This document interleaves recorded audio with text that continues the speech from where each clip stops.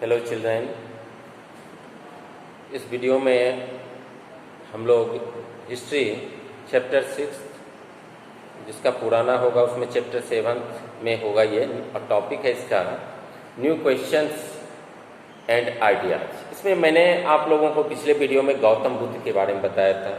उनके पिता का नाम शुद्धोधन, माता का नाम महामाया, पत्नी का नाम यशोधरा, पुत्र का नाम राहुल, और 29 वर्ष की अवस्था में गौतम ज्ञान की खोज करने चल पड़े थे। और 8 साल भटकने के बाद जो है at the age of 35 he attend enlightenment.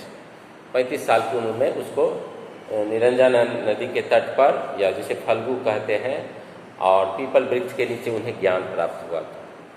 तो ज्ञान प्राप्ति के बाद गौतम बुद्ध बनारस गए और पहली बार 5 ब्राह्मणों को उन्होंने उपदेश दिया था। तो पहला उपदेश गौतम बुद्ध का सारनाथ में दिया गया था।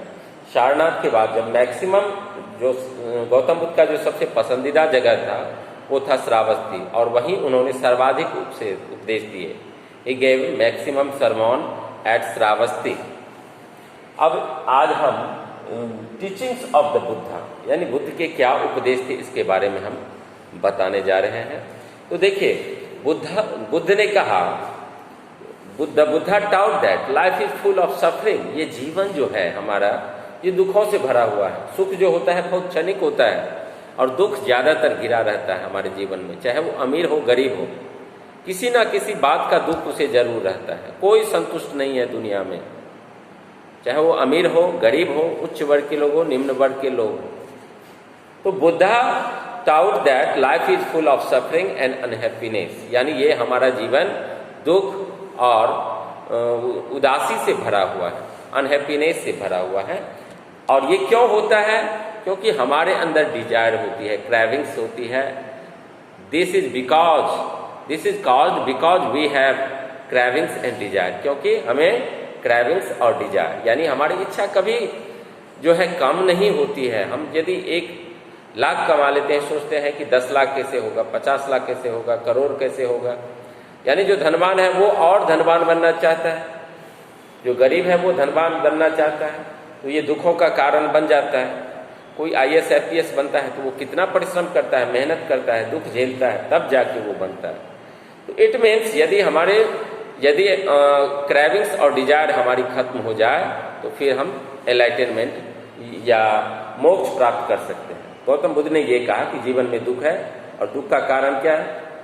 यही क्रेविंग्स और डिजायर। तो उनका जो 4 आर्य सत्य सिद्धांत है गौतम बुद्ध का, वो ये है कि जीवन में दुख है, देयर इज सोरो इन लाइफ।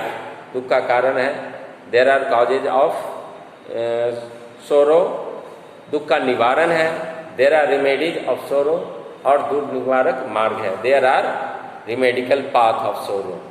तो ये 4 आर्य सिद्धांत दिए गौतम बुद्ध ने। और गौतम बुद्ध ने क्या कहा? गौतम बुद्ध बहुत ज्ञान प्राप्ति के बाद बुद्धा ने ये कहा कि the Buddha describe this as a tanha, thirst. ठीक है ना, प्यास। हमें जब प्यास लगती है तो हम पानी पीते हैं या पानी के लिए व्याकुल हो जाते हैं। किसी की प्यास होती है कि बहुत सारा संपत्ति मिल जाए, इसलिए वो प्यासा रहता है।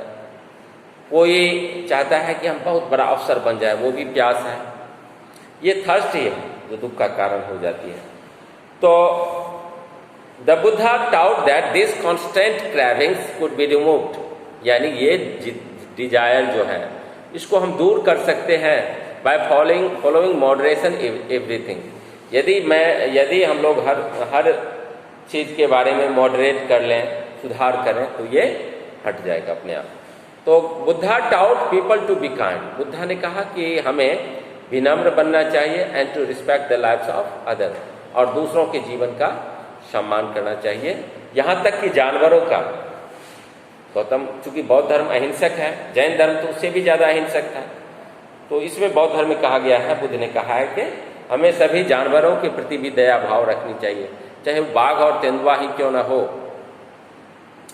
He believed that the results of our action, हम जो कर्म करते हैं ना उसका फल हमारा पीछा करता है। यदि अच्छा कर्म करेंगे तो अच्छा रिजल्ट आएगा, और यदि बुरा कर्म करेंगे तो या ये इस जन्म में या अगले जन्म में उसका फल आपको भोगना ही पड़ेगा। तो ये बुद्ध ने कहा। हालांकि गौतम बुद्ध और महावीर दोनों नास्तिक थे, यानी उनका कहना था कि ईश्वर ने इस सृष्टि की रचना नहीं की है। तो किसने की है?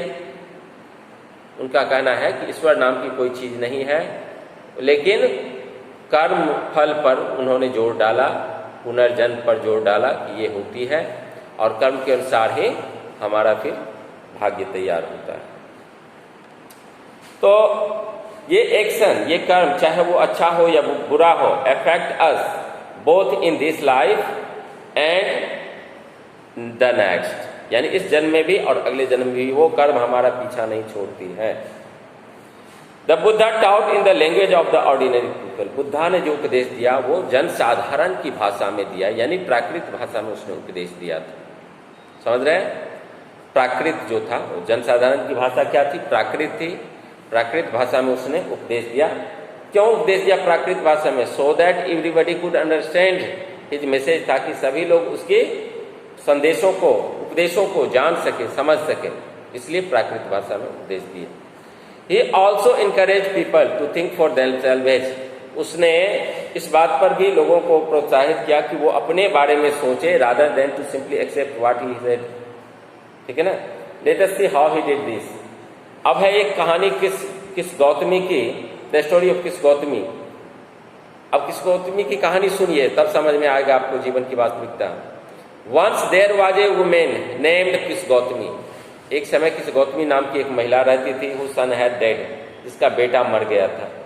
She was so sad that she roamed through the streets of the city carrying the child with her. तो उसने क्या किया, अपने कंधों पर उस बेटे को रख के गली गली घूमने लगा कि कोई उसे, उसके बेटे को जिंदा कर दे। A kind man took her to the Buddha, एक दयालु व्यक्ति उसे क्या किया, बुद्ध के पास ले गया। बुद्धा said, बुद्ध ने कहा कि bring me a handful of mustard seeds, मुझे एक मुट्ठी भर सरसों का बीज दो, and I will bring your child back to life, और मैं तुम्हारे बच्चे को जिंदा कर दूंगा। किस गौतमी ओवरजॉयड, किस गौतमी काफी खुश हो गई, and started off at once, और अचानक चल पड़ी। But the Buddha gently stopped her, Buddha ने उसको विनम्रता पूर्वक रोका और कहा कि the seeds must come from the house of a family, seed उस फैमिली से होना चाहिए वेयर नोबडी हैज डाइड, जहां कोई मरा नहीं है, जहां कोई मरा ना हो। Kisa Gotami went from door to door, Kisa Gotami एक घर से दूसरे घर गई, एक दरवाजे से दूसरे दरवाजे पर गई। But wherever she went, जहां कहीं भी वह गई, शी फाउंड आउट दैट, उसने पाया कि someone or the other, father mother sister brother husband wife child uncle aunt grandfather grandmother had died, यानी वहां कोई ना कोई, हर परिवार में कोई ना कोई मरा है। तो किस गौतमी समझ गई कि मृत्यु जो है सत्य है, कोई ऐसा परिवार नहीं है जिसमें कोई मरा ना हो। तो इससे हमें ये शिक्षा मिलती है कि जीवन है तो मृत्यु तो निश्चित है, जिसका जीवन, किसी का लाइफ टाइम कम होता है, किसी का ज़्यादा होता है उम्र, कोई 20 वर्ष में मर जाता है, कोई 50 वर्ष में, कोई 100 वर्ष तक जिंदा रहता है। ठीक है, अगले वीडियो में मैं आप लोगों को उपनिषद के बारे में बताऊंगा। Thank you.